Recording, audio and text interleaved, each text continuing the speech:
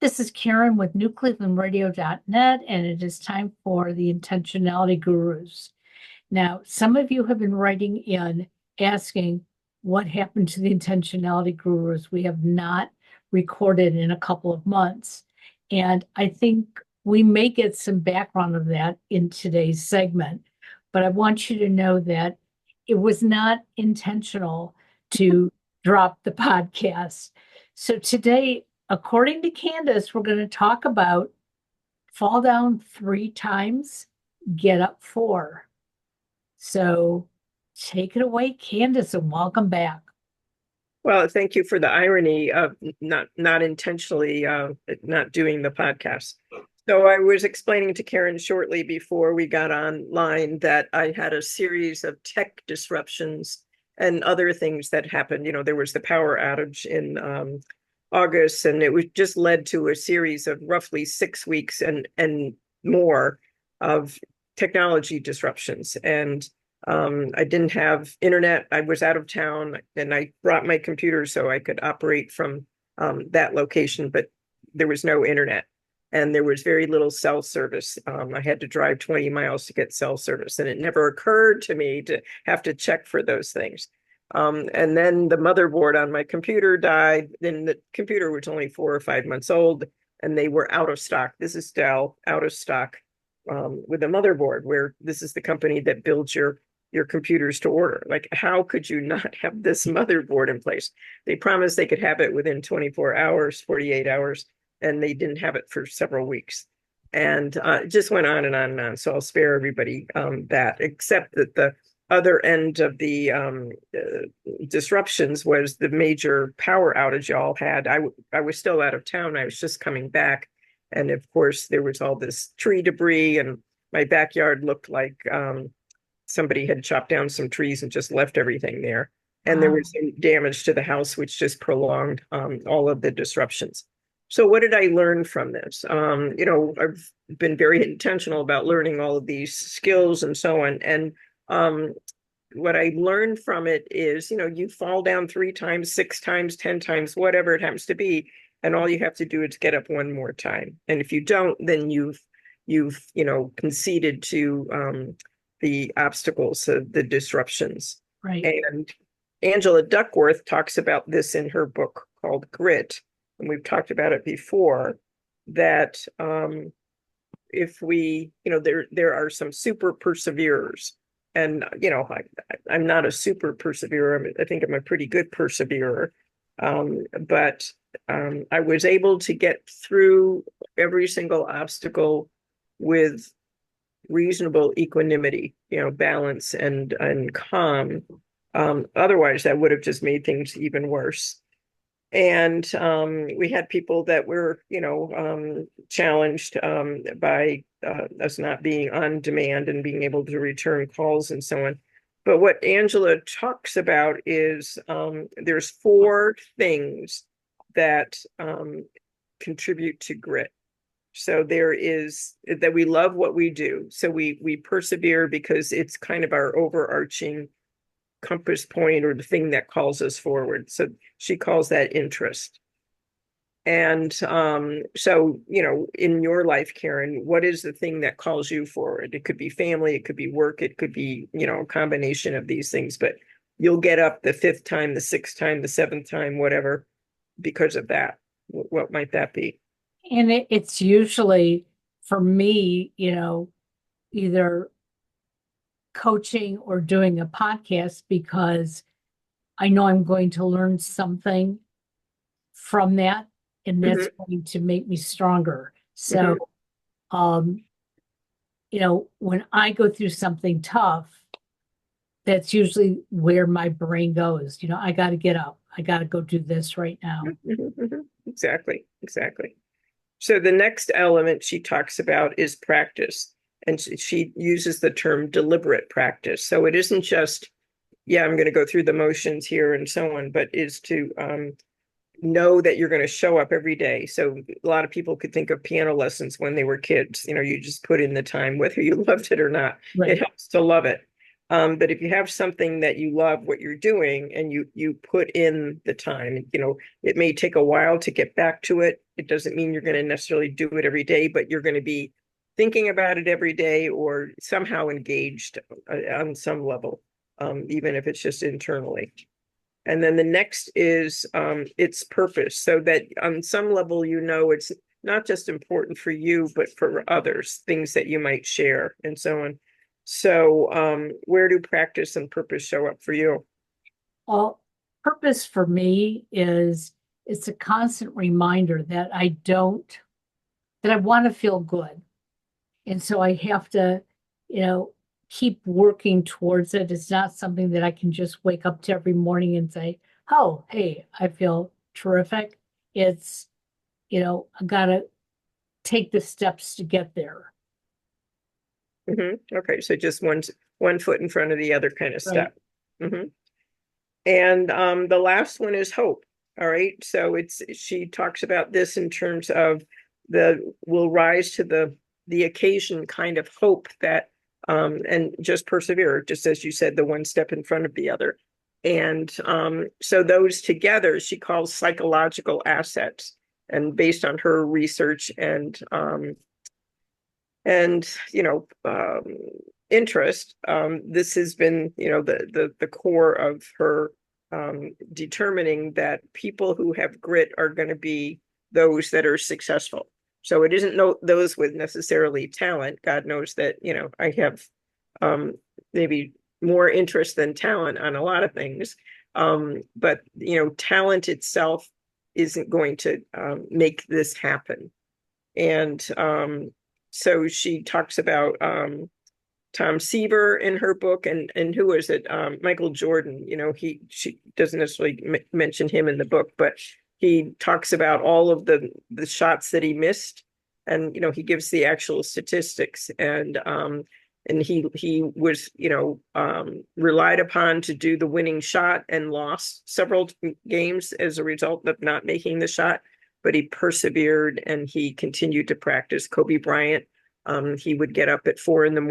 or start practice at 4 a.m, regardless of how far he had evolved in his career and had already, accumulated a lot of accolades and so on.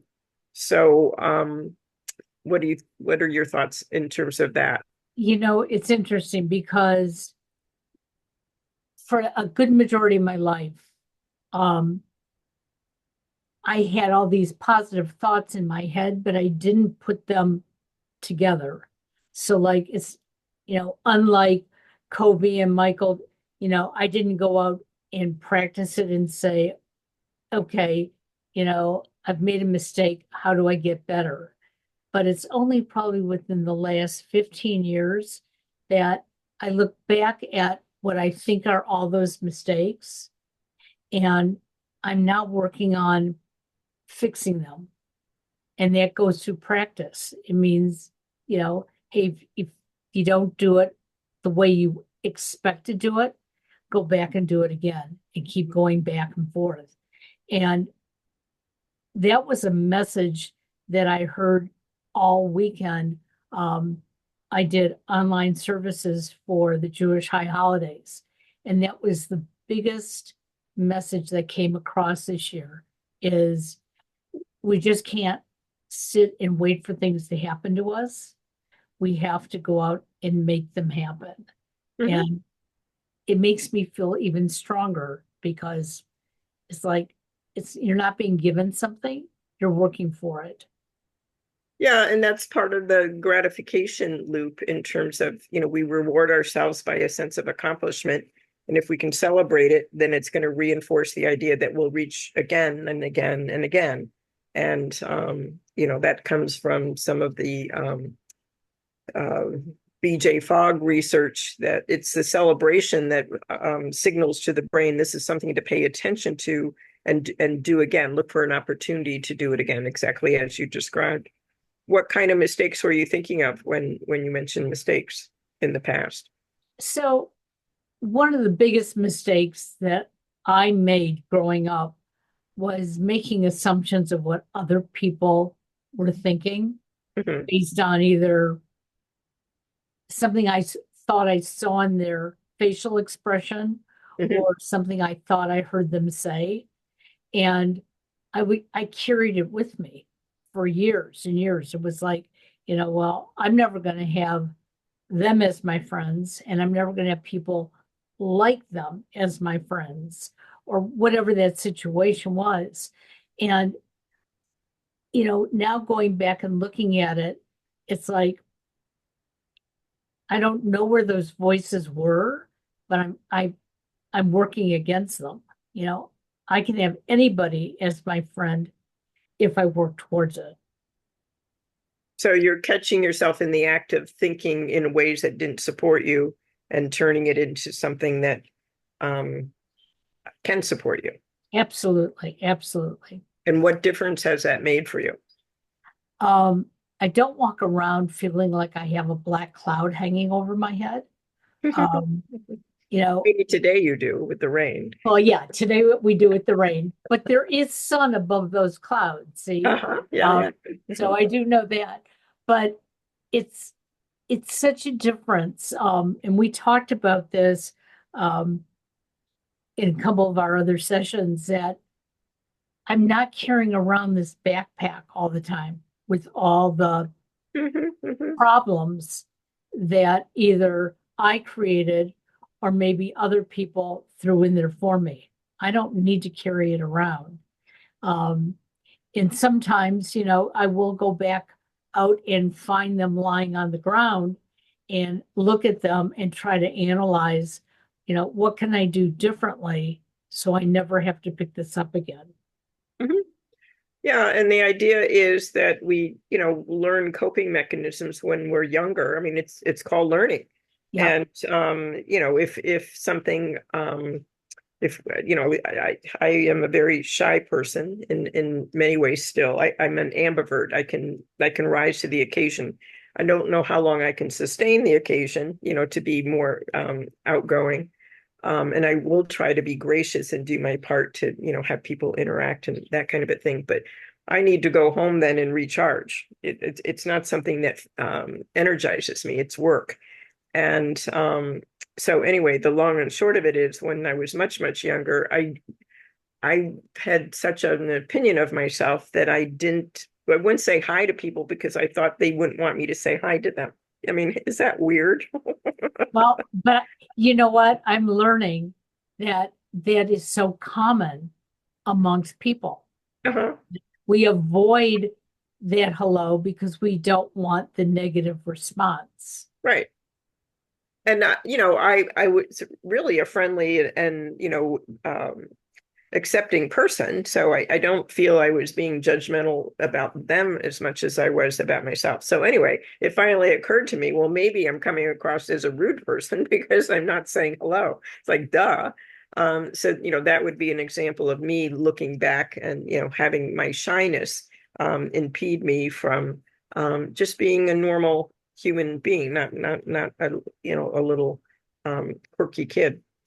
Right. Um, so what are some other areas that you might foresee going forward, say, as we're finishing up this quarter, where some personal growth may occur, where grit and falling down 3 times, getting up 4 might be relevant? Well, one of the things I've just started recently, especially in my coaching, is that I decided that I wanted to work with parents with special needs children. And the reason I wanted to do it is that having a child who is identified as special needs, I felt that people were judging me all the time. So internally, I was judging them. And I didn't create the bonds that I really needed to get me through my parenting issues. And now I'm realizing that it's not unusual for so many of us that because what we need at the time may be different than somebody else, we either think that we are not worthy enough or we judge them as not needing what they're coming across asking for. And I want to get rid of that for myself. I want to stop feeling that judgment. I want to, get up and be that supportive person that I needed and learn from those mistakes. So if I understand correctly, you were hesitant to ask for your needs because you were thinking that they didn't have any. I think I'm No, missing. I think, and sometimes I felt that they had more needs than me. Got So it. Okay. how They were dare more I worthy of ask? help than you. Right. Uh-huh. I also felt that because of um, my son being high functioning autistic, so many people didn't believe that I needed the help. And so I just found myself just being this, I was judging myself um, in ways that was very hurtful. And privately, I was judging other people. And and finally realized that, wait a second, we all have our own needs. We all need that guiding hand. And that's my focus of, going forward at this point. So that your judging yourself was that you should just snap out of it and buck up and deal with it. Right. Exactly. Okay. And then with them, it was probably more sensitive to what they actually needed, and not, you're harsh with yourself and gracious with them. I Right. guess is how I would phrase it. Okay. Yep. All right. And so now that you have a different perspective on it, what shows up? Um, I'm so much nicer to myself now, um, which is incredible. I never thought I could get here. And in being nicer to myself, it is so much easier to reach out and, give somebody my hand. And I don't have to agree with everything that they're going through. But what I have to do is be aware of that's what they are feeling, and that's okay. Um, and it's a relief because I've been able to help, a half a dozen parents in the last couple months since I started this. And it's like, not only am I helping them, but they are helping me in each session. Yeah, And exactly. Exactly. It's a win-win situation. absolutely, So the things we say to ourselves are just horrid. We would never, ever say them or even think them about most other people. exactly. Just absolutely horrid stuff. So, on a given day, how often do you catch yourself in the act of bordering on saying bad things about yourself? Because it is an innate process in our science, in our brain, because it's how we stay protected. But it takes a toll. It protects us in some ways and takes a toll in other ways. You know, the strangest part is my husband pointed this out to me yesterday. He said, you are so forgiving of yourself, except when it comes to like yesterday, he pointed out something that I had moved, okay? And I got really defensive about it. And he looked at me, goes, you don't have to be defensive. I just noticed you moved it. He said, I'm just trying to figure out why you did. And instead of responding, it was like, okay, so that was stupid of me and I didn't know. And he just came over to me and held my shoulders and he said, stop. You don't really do this anymore, except when I bring up something very slight. So what I had done was I had changed lamps, one that was sitting next to my bedside to one that was in the kitchen, not realizing that the bulb that's in the lamp in the kitchen has a battery backup. And so that's like our night light. Mhm. And he said, the question was not so much that I moved the lamps, but did I move the light bulb? And I didn't even realize about the light bulb. And I got so defensive, like, oh, that was so stupid of me. Why didn't I remember it? And then I had to catch myself as he caught me to say, you know, he's not mad at me. So why am I beating myself up? Yeah, and what stands out for me on that is it seems that not only have you changed, but the dynamic between the two of you, because it's safe for him to say something like that Oh, yeah, and to notice it. Where before, if you had been defensive, it would have just shut down the conversation probably. exactly. Exactly. And so, you know, when this happened last night, I just thought to myself, I'm so much better in controlling it with other people and other, other areas. But when it comes to something that my husband says that for whatever reason, I take it as a negative, Mhm. then start beating myself up. And Why do so, you think that is? I'm going to have to figure that out. And because it doesn't make either one of us feel good, obviously.